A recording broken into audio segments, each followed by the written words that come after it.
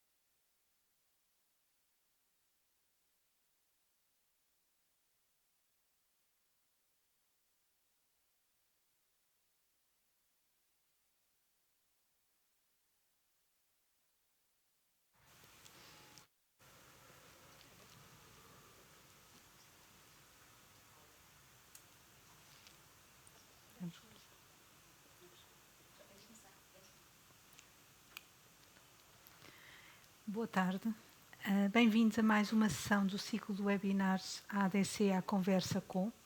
Desta vez estão connosco 3 finalistas portugueses da edição 2024 dos Prémios Regiostar, que vêm debater o impacto dos prémios dos fundos europeus na exposição dos seus projetos. Estes prémios são organizados anualmente desde 2008 pela Direção-Geral de Política Regional e Urbana da Comissão Europeia, com o objetivo de reconhecer projetos de excelência financiados pelos fundos da política de coesão. Por considerar que esta é uma boa iniciativa, decidimos lançar em Portugal a edição portuguesa dos prémios de fundos no âmbito das candidaturas ao Portugal 2020 e Portugal 2030 no final do ano passado. Assim encontra-se a decorrer a primeira edição portuguesa dos prémios dos fundos europeus, uma competição que pretende premiar projetos apoiados pelo Portugal 2020 ou pelo Portugal 2030, quer para demonstrar o impacto de projetos apoiados por fundos europeus no desenvolvimento social, económico e ambiental nos territórios onde são implementados, evidenciando a importância do apoio europeu, quer para inspirar empresas e instituições a desenvolverem projetos mais alinhados com as prioridades europeias, de formas cada vez mais inovadoras e impactantes. Esta edição nacional dos Prémios dos Fundos Europeus está a decorrer, podendo ser apresentadas candidaturas até 14 de março. E por isso consideramos que esta era a altura certa para falarmos sobre a participação nestes prémios e quais os benefícios que daí podem advir aos próprios projetos. Para quem quiser saber mais sobre esta iniciativa e candidatar o seu projeto a esta primeira edição portuguesa, basta consultarem o website www.premiosdosfundoseuropeus.pt e candidatar o seu projeto num formulário simples e rápido. Para já, vamos conhecer a experiência de cada um dos 3 finalistas portugueses da competição europeia do ano passado, as suas motivações, o processo de candidatura e que benefícios daí retiraram para as suas atividades. Para isso, contamos com a presença de Carlos Videira, representante do projeto Human Power Hub, o Centro de Inovação Social de Braga, focado na aceleração e incubação de projetos empresariais com impacto social, integrado na empresa municipal Braga Habit, e é um projeto do POIS. Jorge Carneiro, responsável pelo Núcleo de Investigação e Desenvolvimento da Grestel e representante do projeto Ecogres, Cerâmica Ecológica, um projeto empresarial vocacionado para a produção de produtos cerâmicos e ecológicos como resultado de investigação e desenvolvimento tecnológico contínuo em simbiose industriais, sendo uma candidatura ao Compete. E Vera Lopes, representante do projeto Realiza-te, que visa promover o sucesso escolar, a equidade social, o emprego e a igualdade de oportunidades nos jovens da comunidade intermunicipal da região de Coimbra, sendo por isso um projeto candidato ao programa Centro.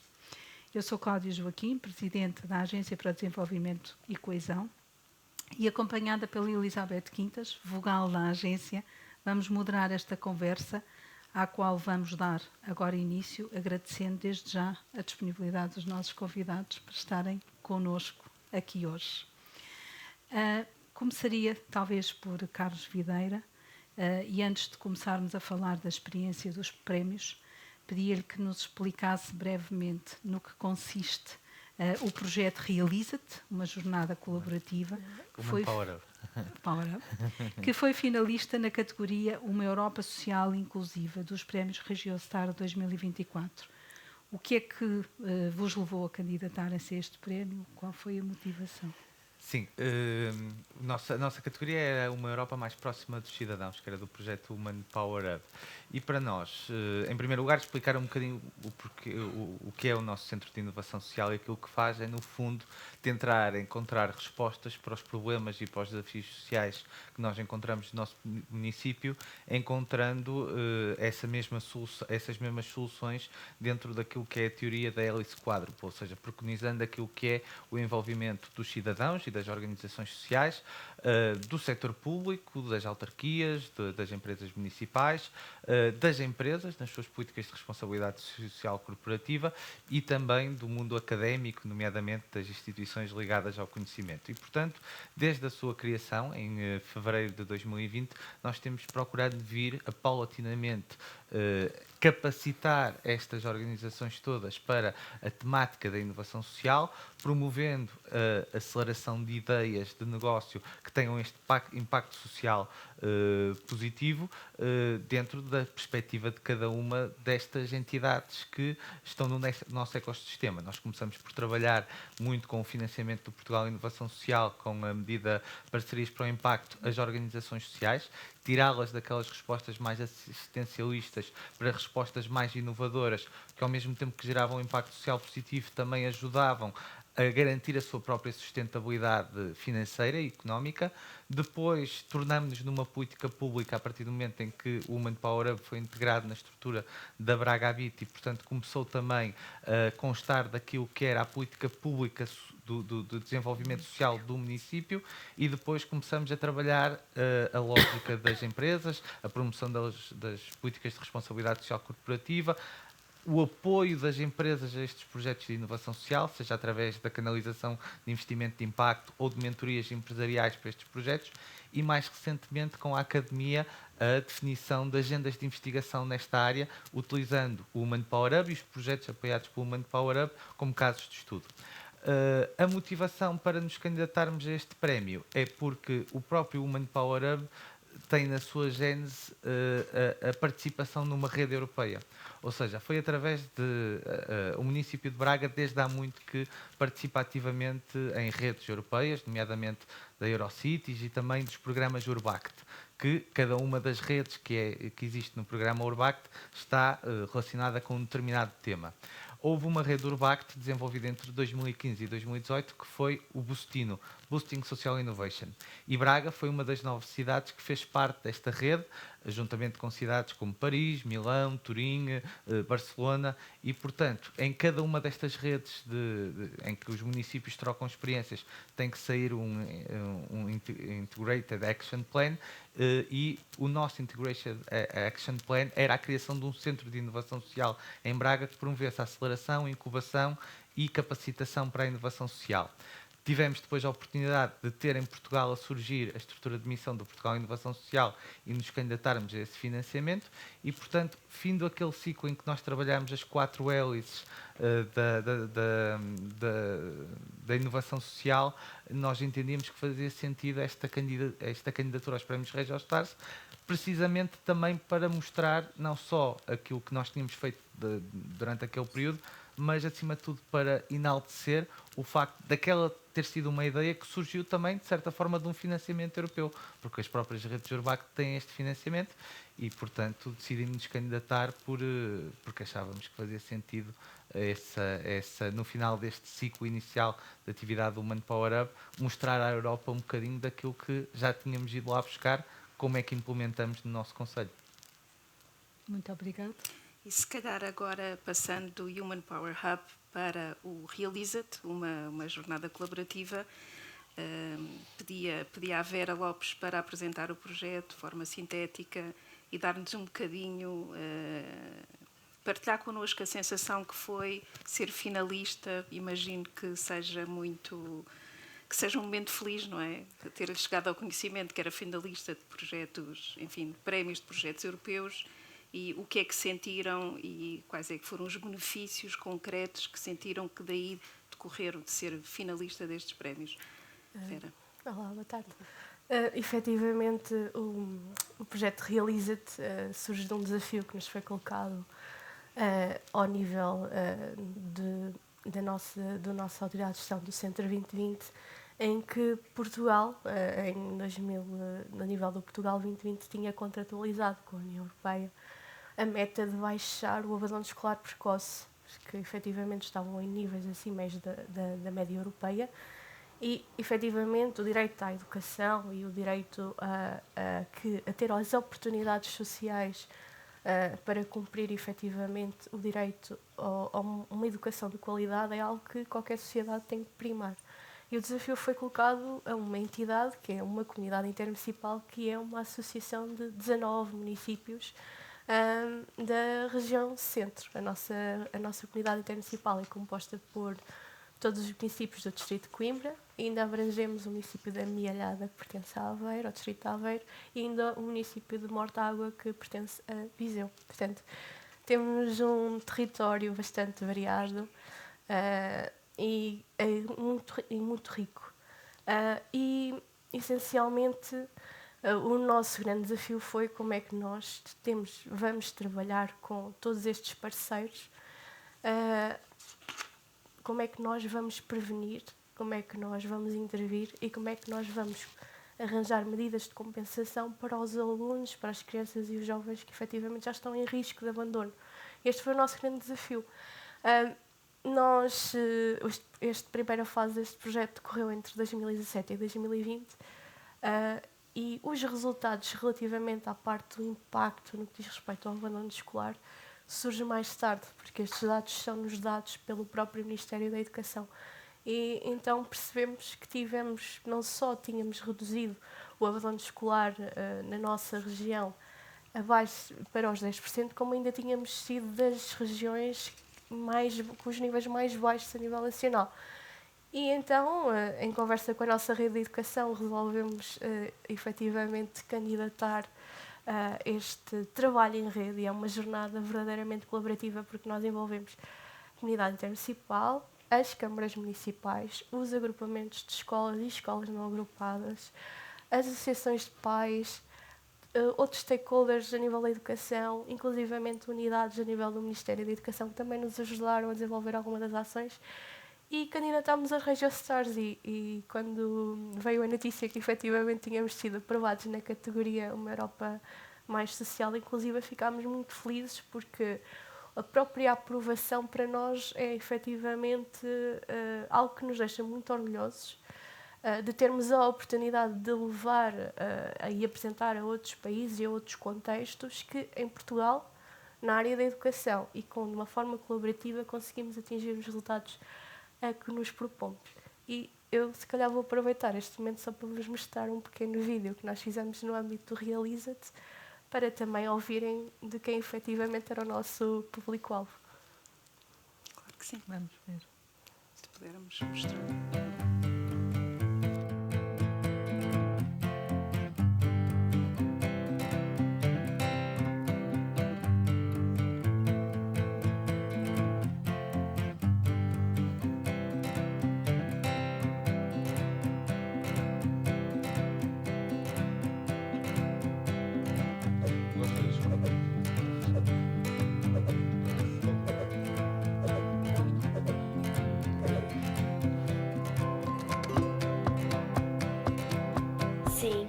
Sim.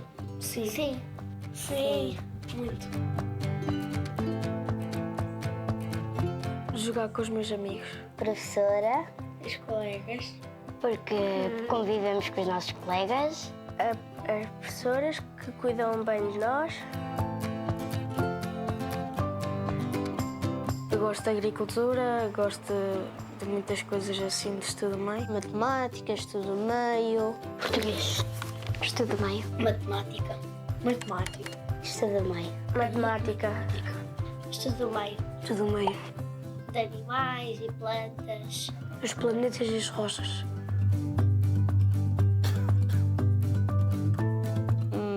Português. É difícil, temos que escrever textos, temos que fazer várias coisas e é chato de vez em quando.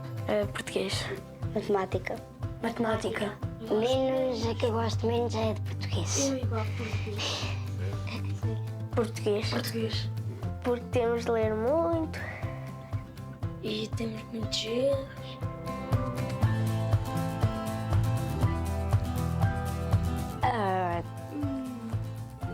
Eu fazia um spa. Eu acho. ponho a escorregar e embalanço na caixa da areia. A ver mais dias sem haver escola. É um bocadinho, sim. Investigadora. Youtuber. É por isso que eu quero, ser youtuber, porque eu sei a mexer nas câmaras. Bombeiro. Porque gosto de ajudar as pessoas. Dentista. Porque se ganha muito dinheiro. Detetive. Porque eu quero descobrir coisas. Eu gostava de ser professora. Eu gostava de ser youtuber. Arquiteto. Eu queria desenhar casas para o meu pai construir.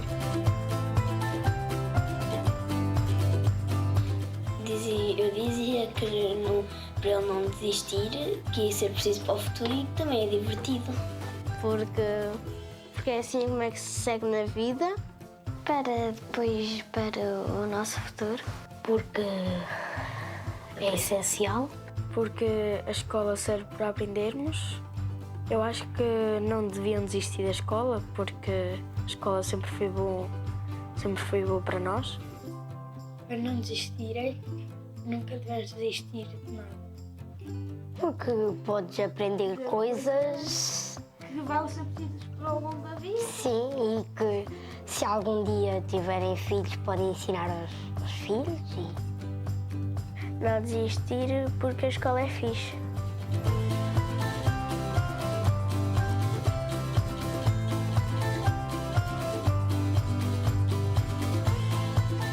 Olha, Afonso, obrigado. Acho que Não tem de quê. O prazer é todo meu. não vou cortar. Muito obrigada, muito feliz o vídeo. Agora com a vitória da matemática dos youtubers e o de não desistir. E o desafio do português. Exatamente. Podemos prosseguir para o próximo projeto. O Jorge Caneiro vai-nos aqui apresentar o projeto Ecogrés, que foi finalista na categoria Uma Europa Verde. E, enfim, há tantas questões que lhe podemos colocar, mas se calhar, para além de apresentar o projeto, para que todos os ouvintes e telespectadores consigam conhecer o projeto, também saber um bocadinho das diversas etapas que percorreu até chegar à categoria, à classificação de finalista. Dizer-nos como é que foi, enfim, o que é que sentiu. Imagino que também tenham sentido uma grande felicidade com esta conquista, porque é logo uma conquista, não é? Mas saber, sobretudo, da vossa perspectiva, valeu a pena, não valeu a pena e em que é que valeu a pena? Já agradecer o convite. Pôr em contexto o que é o projeto Ecogrés. Portanto, o projeto Ecogrés faz parte de um grupo, ou empresa neste momento, que é a Ecogrés, faz parte de um grupo que é o Costa Nova Indústria. Nós produzimos peças cerâmicas, portanto, em grés. E o projeto Ecogrés nasceu de um projeto de copromoção, que foi iniciado em 2016, 2017. A cerâmica tem dois grandes problemas. Um deles é as emissões de CO2, resultado da cozedura das suas peças. Portanto, todas as peças cerâmicas são cozidas a 1170 graus, portanto, há um consumo muito intenso de gás natural, que é a energia neste momento disponível. E depois temos o problema das matérias-primas virgens. Portanto, nós estamos a falar de matérias-primas que são extraídas do solo, estamos a falar de barreiros, explorações a céu aberto, que causam um conjunto muito grande de problemas, quer a nível das comunidades, quer também a nível da escassez de recursos, e o foco desse projeto Ecogrês foi tentarmos desenvolver uma pasta em que conseguíssemos meter 90% ou uma porcentagem superior a 90% de subprodutos e resíduos próprios, numa primeira fase, validando assim o projeto, e numa segunda fase de resíduos de indústrias não cerâmicas. Aqui o desafio é muito superior, estamos a falar de materiais que não fazem parte daquilo que é a receita para um produto cerâmico. Tivemos sucesso, conseguiu-se fazer ali umas parcerias com indústrias, nós tivemos que ir buscar os resíduos a indústrias, naquele tempo ainda não havia muita abertura para esta problemática da economia circular, sustentabilidade. Fizemos os testes, conseguimos um produto que funcionou melhor do que estávamos à espera, porque para além de incorporar o resíduo, deu-lhe um nível de design que nós podemos tirar vantagem, e aqui podemos ver isso. Nós temos aqui uma peça que não tem vidrado. Nós, ao removermos este vidrado, para além de estarmos a não consumir matéria-prima virgem, também estamos a reduzir a pegada de carbono, neste caso, na componente que vem da matéria-prima. Porque o vidrado, dentro das matérias-primas, é o que necessita ou que produz mais CO2. Portanto, tivemos este produto que acabou por ser um sucesso também a nível de vendas, e é sempre importante. O nosso cliente gostou do que via, queria mais, procurou, quer um produto mais sustentável, e isso levou a que as nossas, na altura tínhamos 3 unidades de produção, fossem levadas ao limite. Portanto, nós precisámos de passar para outro patamar. Daí surge o projeto Ecogrês, a indústria cerâmica mais sustentável, focado na criação de uma unidade fabril para produzir estas pastas de raiz, mas também quisemos incorporar nessa unidade industrial todo o conhecimento que nós tínhamos feito com outros projetos, desde recuperação de água, com dimensionamento de hectare, dimensionamento das linhas de água residuais, equipamentos mais eficientes. Conseguimos eliminar lubrificantes da origem do petróleo, portanto acabou por ser uma indústria que na sua concepção acabou por ser mais verde, alicerçada num produto que está assente na economia circular, portanto menos matérias-primas virgens, e na essência deste projeto até o próprio edifício. O edifício não foi construído em solo virgem, portanto nós pegamos numa indústria que na altura tinha falido, utilizamos a estrutura do edifício, recuperámos-la, expandimos para os lados, mas se entrarem hoje na nossa unidade, e nós fazemos visitas regularmente, é possível ver a traça antiga do edifício. Os solos foram todos descontaminados, carvão metalomecânico.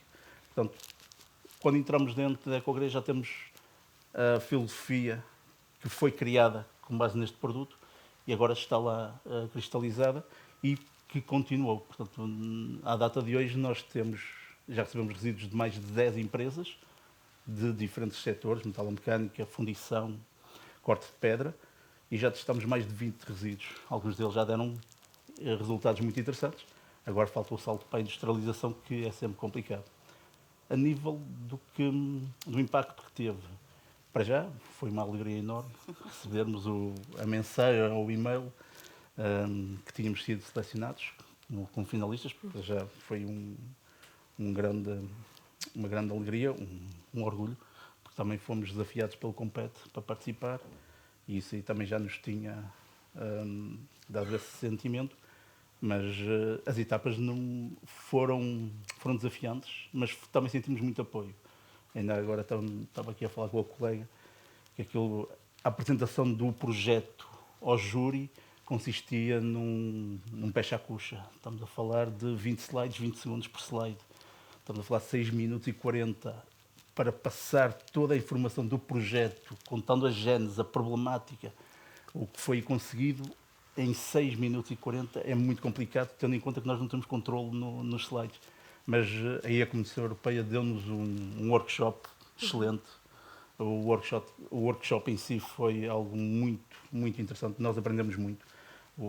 A pessoa que o deu tinha muito conhecimento e passou de forma muito simples esse conhecimento para nós. Portanto, aí tivemos grande apoio e depois lá tivemos sempre muito acompanhamento e foi muito interessante. As etapas desafiantes, mas nós pelo menos não nos sentimos desamparados. A nível do que nós vimos, nós temos empresas que agora contactam-nos, ou a ver, aquilo que nós vemos com mais facilidade que este conhecimento nos trouxe foi visibilidade. Nós temos empresas que agora trazem-nos os resíduos. Há 5 anos ou 3 nós íamos buscá-los, agora eles contactam-nos, eles vêm visitar-nos, eles trazem os resíduos para nós testarmos. Portanto, isso foi um dos grandes ganhos, para além, obviamente, do reconhecimento e do prestígio que traz termos sido finalistas Portanto, teve um efeito de publicidade, no fundo. Acabou Faz por uma ser comunicação gratuita, por assim dizer. Sim. E dá visibilidade. As pessoas começam a saber, porque nós, Vagos, não é propriamente uma zona central. Portanto, nós estamos ali um bocado à parte. Isto aqui acaba por dar visibilidade ao trabalho que nós temos desenvolvido. Obviamente que nós temos... Desta parte sabemos que o trabalho tem qualidade, mas muitas vezes, é como se estivermos a nadar, temos que ter alguém que nos diga, olha, estás na boa direção, ou já nadaste isto. E acaba por ser este o efeito que o Compete nos teve e que este projeto também nos teve. Portanto, de alguém nos dizer, ok, vocês estão num bom caminho. Jorge partilhou um bocadinho aquilo que aconteceu depois de terem recebido o e-mail. Receberam um e-mail a dizer que eram finalistas e, portanto, a partir daí começaram a treinar para ir à final mesmo, não é? Um bocadinho na lógica do Festival da Canção, chegaram à final. Também temos interesse, e sei quem assiste lá cá, é um problema geracional, há pouco referimos aos telespectadores, não são telespectadores, mas enfim, a quem assiste, não é? A quem assiste, a quem está a assistir, penso que também interessa perceber o que é que acontece, se é muito difícil, se é muito moroso, se é muito complexo apresentar a candidatura. E talvez pedisse ao Carlos para nos dar um bocadinho ideia de foi muito difícil, preencheram muitos documentos. Não, efetivamente não posso dizer que se trata de um processo complexo. Há um formulário e há um conjunto de guidelines que nos são dadas e que nós, a partir daí, temos que procurar, com a concisão que nos é pedida, porque efetivamente há um número limite de caracteres para cada uma das vertentes que eles pretendem avaliar, introduzir o máximo de informação relevante. E, portanto, eu salto se calhar para a fase final, que foi, nós fomos fazer a apresentação, depois tivemos a sessão de perguntas e respostas, a apresentação era pública, eu fui o último a apresentar e, portanto, ainda consegui ver os colegas, a sessão de apresentação de questões ao júri já não era pública e, por aquilo que eu percebi, foi bastante diferente em função do júri que estava a comandar essas mesmas sessões, mas no final, depois de sabermos o resultado, acabamos por ter aquela curiosidade natural de perguntar aquilo que tinha estado mais em causa na decisão final. E, efetivamente, aquilo que nós sentimos é que, efetivamente, eles pretendem, sempre que consigamos introduzir naquela informação que é solicitada, o maior número de dados disponíveis.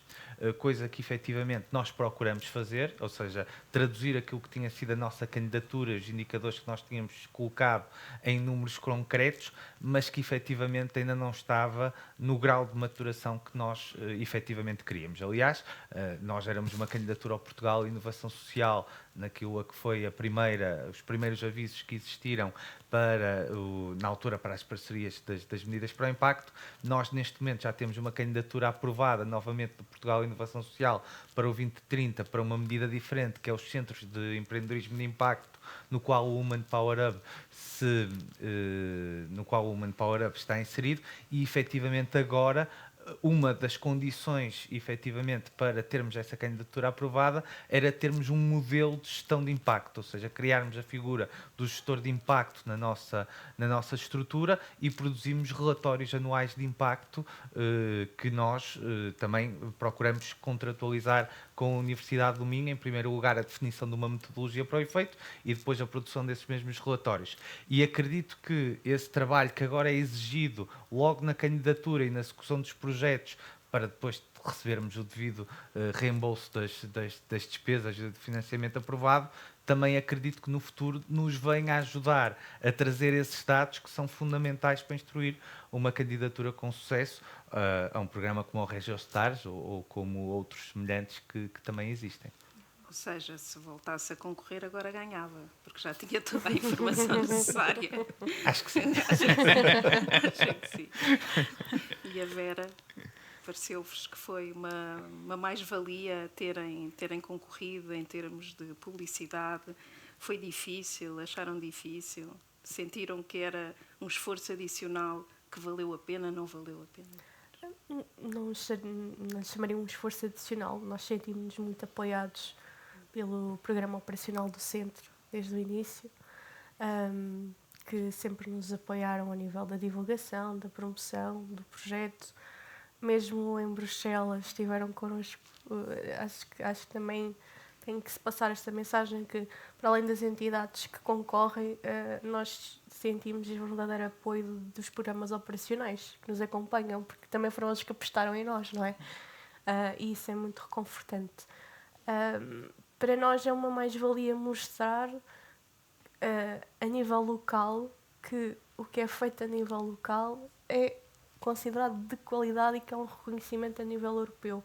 Às vezes pensamos que tudo o que vem de fora tem mais qualidade e não é verdade. E isto foi a oportunidade certa para mostrar que intervenções que fizemos com crianças que estavam em situação de vulnerabilidade social, seja por problemas de contexto, seja por problemas familiares, seja porque efetivamente tinham necessidades educativas especiais permanentes, que este trabalho que foi feito com o pessoal docente, não docente, pessoal técnico das câmaras municipais, com os organismos regionais de educação, e que efetivamente quando trabalhamos verdadeiramente em rede há resultados positivos, que é o que quando andamos a estudar dizemos sempre a nível da história da arte. Não, isto é o poder impactante das redes colaborativas, e desta vez conseguimos mostrar assim, olha, isto é verdade. Efetivamente, quando tentamos cumprir as recomendações que nos fazem, chegamos e temos um impacto verdadeiro, e mostrar isso a outras entidades que a nível nacional também fazem o mesmo trabalho do que nós. Acima de tudo é isso. Para além, mais do que o impacto que há para nós, é a possibilidade da sustentabilidade e da replicabilidade da intervenção que nós fazemos. No nosso caso, um impacto direto que é a história de vida destas crianças e jovens que vão ser a nossa sociedade. Portanto, não há nada mais gratificante do que isso. Aliás, como vimos no vídeo há Exatamente. pouco, não é? Nós, quando lançámos no final do ano de 2024 o Prémio dos Fundos Europeus em Portugal, tivemos um pouco esta perspectiva de por que não lançar um prémio em Portugal, onde temos a concorrer entre si projetos nacionais, ao Portugal 2020 ou ao Portugal 2030, também numa perspectiva de é um caminho, eventualmente, para os prémios Regiostar. Mas antes desse caminho para os prémios Regiostar, pode nos permitir dar a conhecer a nível nacional o que de bom se fez e teve apoio nacional, que por vezes pode ser mais difícil termos essa divulgação quando são candidaturas aos prémios Regiostar, e de facto estes exemplos que nos permitem depois pensar se calhar cada um destes projetos tem toda a potencialidade para se aplicar no território todo nacional e inspirar outras entidades e outras empresas.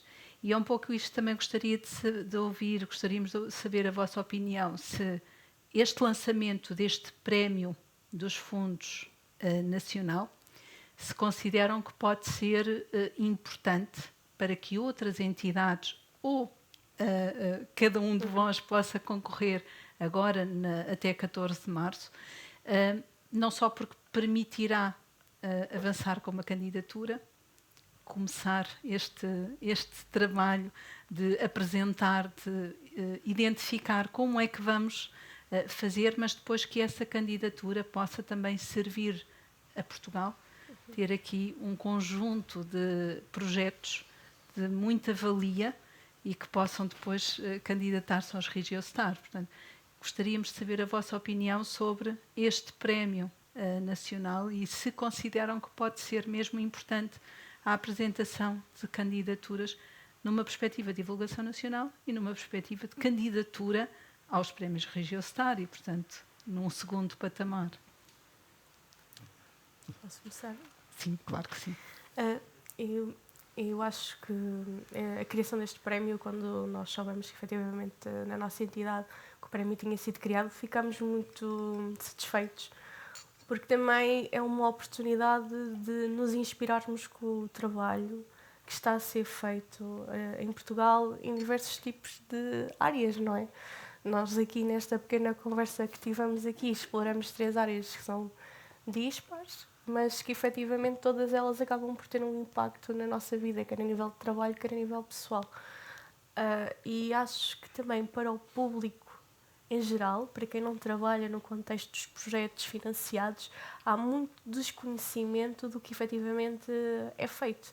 Apesar de terem existido vários esforços a nível de comunicação do que é feito a nível dos programas financiados, porque também vimos esse esforço de divulgação, de tentar chegar ao nível local para as pessoas perceberem efetivamente qual é que é o impacto que os fundos europeus têm na nossa vida. Mas eu acho que, acima de tudo, o prémio é importante para, por um lado, permite a quem às vezes não concorre aos prémios europeus por questões associadas à língua, porque efetivamente a defesa e a parte escrita é feita em inglês, portanto isso pode ser uma barreira. Há muitos projetos que existem a nível nacional, porque o corpo técnico pode não ter esta competência, e por outro lado permite quase criar uma carteira de boas práticas a nível nacional do que efetivamente todos andamos a produzir e a medir o impacto que teve no nosso território. Sim. Muito obrigado. Carlos? Sim. Em primeiro lugar, dizer uma coisa que acho que ainda não referimos aqui, é que apesar de nenhum de nós ter vencido o prémio na sua categoria, nós, nesta edição de 2024, nós, Portugal, fomos o país com mais projetos representados nos Regiostars. E, portanto, entre 25 projetos, um país pequeno como Portugal ter 3 é uma percentagem bastante significativa. E, portanto, e nós próprios, na Braga Habit e no Human Power Hub, entendíamos que era importante a candidatura a este tipo de prémios, no fundo, para trazer algum reconhecimento internacional, independente àquilo que eram as práticas e os projetos que tínhamos lançado. Sobretudo também pela gênese do Manpower Hub. Tinha sido a nossa participação naquela rede Urbact e às vezes há aquela sensação de que estas redes transnacionais servem um bocadinho para os dirigentes ou para os trabalhadores passearem pelo estrangeiro e fazerem umas reuniões transnacionais, e aqui também era um bocadinho a prova de dizer, não, nós estamos nestas redes transnacionais, estamos a beber conhecimento, estamos a partilhar boas práticas, que implementamos no território, que contamos depois com financiamento, após candidaturas, mas em que esse mérito, que normalmente é avaliado a quando da candidatura, nós queremos que esse mérito também seja avaliado no final da execução da candidatura. E, de facto, de alguns reconhecimentos que tivemos, nós fomos reconhecidos com uma boa prática do Urbact, e também tivemos um dos nossos projetos, que é a Assembleia de Moradores, que no fundo é um laboratório de cidadãos, também foi premiado com um prémio das Nações Unidas, que é o United Nations Habitat Scroll of Honor Award. O Regiostars foi aquele que teve mais impacto, ou seja, eu julgo que há uma atenção particular da comunicação social a este prémio. Nós próprios demos umas conferências de imprensa improvisadas lá em Bruxelas, tivemos vários órgãos de comunicação a contactar-nos antes da fase final. E efetivamente isso foi importante, até porque estávamos numa fase de nos candidatarmos a um outro financiamento agora no âmbito do Portugal Inovação Social. Estávamos em fase de expansão, ou seja, também porque o aviso assim o orientava, nós deixamos neste momento de estar única e exclusivamente focados no município de Braga para estarmos focados em todo o território da Cimecava, daqueles 6 municípios, Tínhamos também a necessidade de ter um investidor social que, dada a natureza da Braga Habita enquanto empresa pública municipal, teria que ser um investidor social privado, e foi fundamental este reconhecimento também para motivar o nosso investidor social, que é a Fundação A Caixa e o Banco BPI, e, portanto, a felicidade que foi estes dois momentos coincidirem fez com que, efetivamente, o número de parceiros aumentasse e aqueles que já estavam sinalizados como parceiros também estivessem muito mais motivados para isso. Naturalmente que eu acredito que, se antes deste processo todo nós tivéssemos já uma candidatura a uns prémios europeus, a uns prémios de fundos europeus promovidos a nível nacional, eu acredito que teríamos ido ainda mais bem preparados e ainda com uma maior partilha entre eventuais projetos da nossa categoria com os quais também tivéssemos aprendido, e, portanto, eu julgo que nós neste momento vamos fazer um bocadinho o percurso inverso. Nós viemos deste percurso e agora vamos acompanhar esta iniciativa que é muito meritória, mas para outros projetos que estejam agora a começar, apenas dizer que o potencial é imenso e, portanto, agora têm mais um instrumento para se prepararem para um percurso que eu acho que, independentemente depois de se ganhar ou não se ganhar, como estávamos aqui a dizer, a experiência que nós tivemos em Bruxelas foi uma experiência efetivamente muito interessante. A formação foi excelente, a dinâmica com os outros projetos também foi muito boa, a atenção dada pelos parceiros, pela comunicação social também foi muito interessante, e foi uma aprendizagem que eu acho que deixa muitos frutos para o futuro. Muito obrigada. O essencial foi dito, só acrescento mais alguns pontos.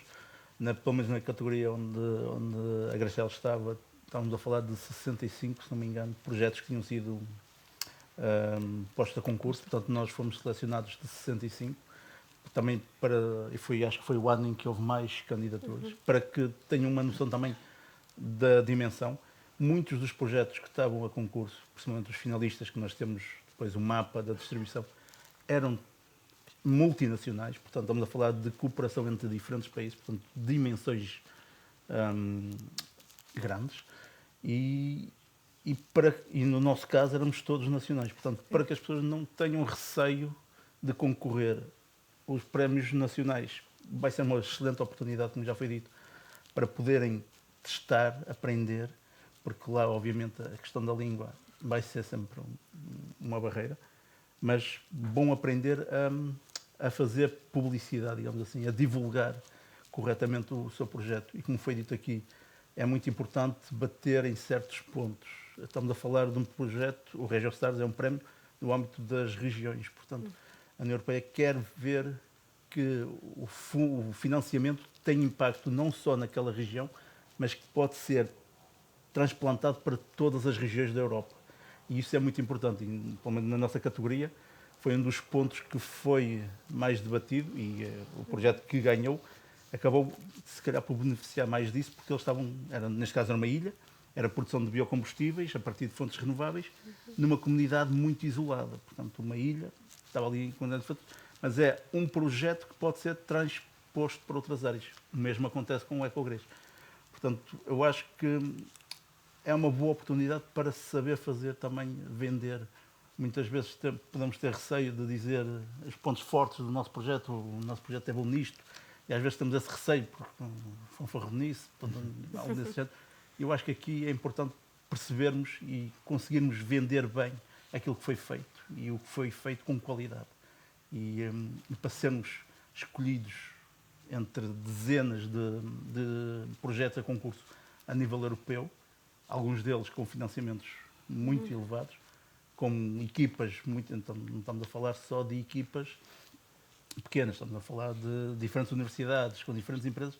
Portanto, é importante não termos receio e saber saber vender bem o projeto e os resultados que nós conseguimos obter. Esta vossa experiência acho que é muito importante, de facto, porque nos permite perceber exatamente as vantagens que concorrer trouxe, e neste caso particularmente serem finalistas. E o Jorge fez referência a uma questão que aliás fizeram todos, mas o Jorge referiu há pouco a questão das categorias. Quais são as categorias a concurso? E também no prémio dos fundos europeus em Portugal, nós definimos um conjunto de categorias: Portugal mais inteligente, Portugal mais verde, Portugal mais conectado, Portugal mais social, Portugal mais próximo dos cidadãos, muito em linha, precisamente, com aquelas que são as categorias também nos Regiostar, precisamente para permitir haver este enquadramento e este posicionamento relativamente às categorias, e depois também teremos a escolha do público. E, portanto, o público poderá, diante de todas as candidaturas, independentemente da categoria, de poder votar.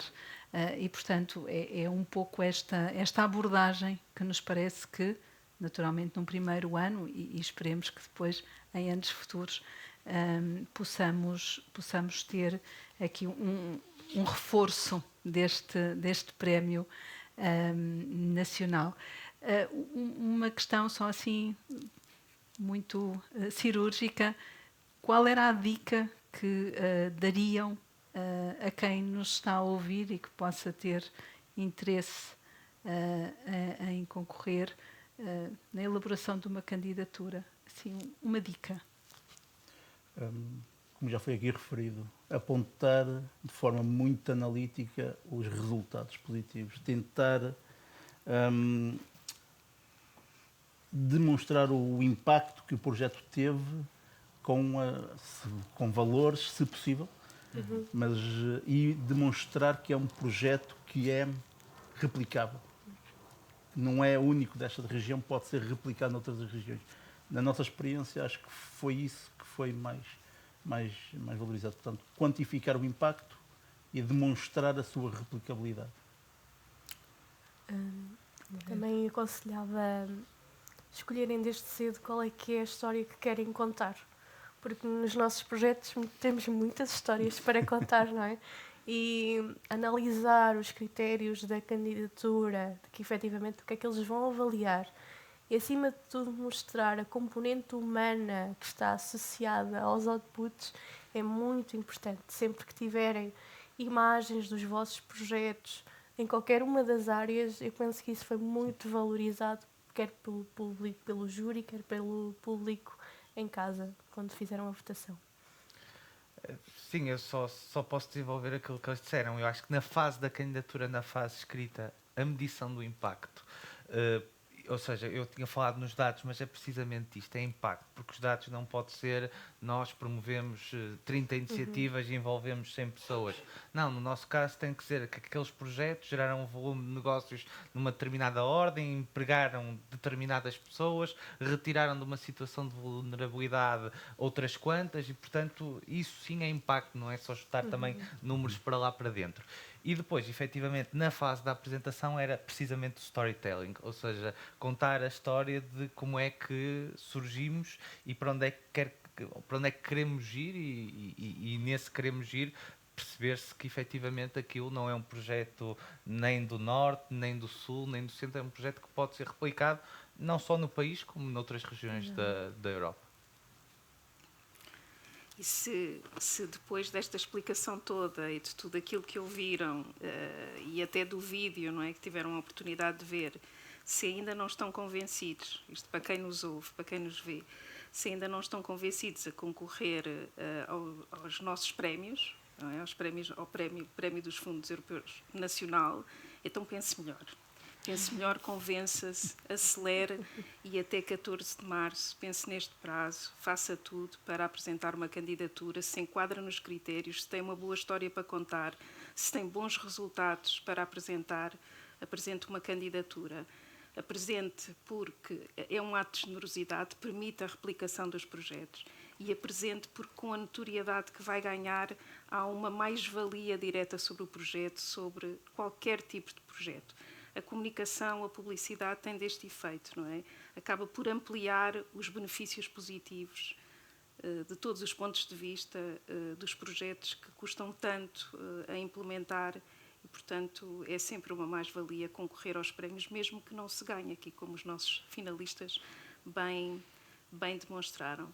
Passo, Cláudia, para o encerramento. Para agradecer mais uma vez a vossa presença e esta partilha tão importante.